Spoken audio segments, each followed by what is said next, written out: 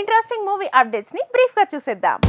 Dhanush bilingual movie sir wild wide గా విడుదలైంది. Mix talk ని సొంతం చేసుకుంది. తమిళ్లో మాత్రం భారీ ఓపెనింగ్స్ తో అక్కడ వాతి సందడి చేస్తుందట. అలవైకుంఠపురంలో హిందీ రీమేక్ గా వచ్చింది షహజాదా సినిమా. ఈ రీమేక్ వైల్డ్ వైడ్ గా విడుదలైంది. కార్తీక్ ఆర్యన్ అకౌంట్ లో మరో హిట్ పడిందనేలా టాక్ కిక్కిస్తోంది. Hollywood movie ant man third sequel wild wide గా విడుదలైంది. మొదటి 2 సీక్వెల్స్ తో పోలిస్తే మూడో పార్ట్ టాక్ వేక్ అయింది. వీకెస్ట్ ఎంటర్టైనర్ కామెంట్స్ కి కేర్ ఆఫ్ అడ్రస్ గా మారింది. ఆదిపురుష్ మూవీ విడుదలయ్యే వరకు ప్రభాస్ చేసే మరే మూవీ తాలూకు అప్డేట్స్ రావట. అంటే జూన్ 16 వరకు ఆదిపురుష్ అప్డేట్స్ తప్ప మరే ఇతర మూవీస్ అప్డేట్స్ ఇవ్వరట. ఇది యంగ్ రెబల్ స్టార్ ప్రభాస్ తీసుకున్న నిర్ణయమని తెలుస్తోంది. రామ్ చరణ్ తో రీసెంట్ గా ఓ స్కెడ్యూల్ షూటింగ్ పూర్తి చేసిన శంకర్ ఇంతలో భారతీయుడు 2 స్కెడ్యూల్ షురూ చేశాడు. ఇలా ఒకే నెలలో సింగిల్ డే గ్యాప్ తో మరో మూవీ షెడ్యూల్ కి కమిట్ అయ్యాడు శంకర్. ఇక మేలోగా Ram Charan movie talkie part shooting పూర్తవుతుందట.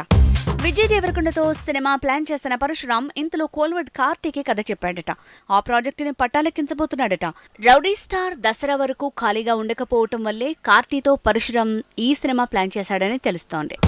Megastar చిరంజీవితో puri కథ చర్చలు మొదలయ్యాయట. చిన్న మార్పులు చెప్పిన చిరు పూరికి కొన్ని కండిషన్స్ పెట్టాడట. 30 రోజుల్లో కథ రెడీ అవ్వాలి, అలానే 30 రోజుల్లోనే talkie part shooting పూర్తవ్వాలి.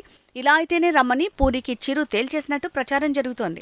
King Khan Shah Rukh తో సల్మాన్ మల్టీ స్టారర్ మూవీ పట్టాలెక్కనుంది. 30 ఏళ్ల కిందట కరణ్ అర్జున్ అంటూ కలిసి చేసిన ఈ స్టార్స్ మళ్లీ ఇన్నాళ్లకు టైగర్ వర్సెస్ పఠాన్ అంటూ లెక్క మార్చబోతున్నారు. ఇంతవరకు ఒక్కరి మూవీలో మరొక స్టార్ గెస్ట్ గా మాత్రమే మెరిశారు. కానీ 3 దశాబ్దాల తర్వాత ఇద్దరూ కలిసి ఒక్క మూవీ చేయబోతున్నారు.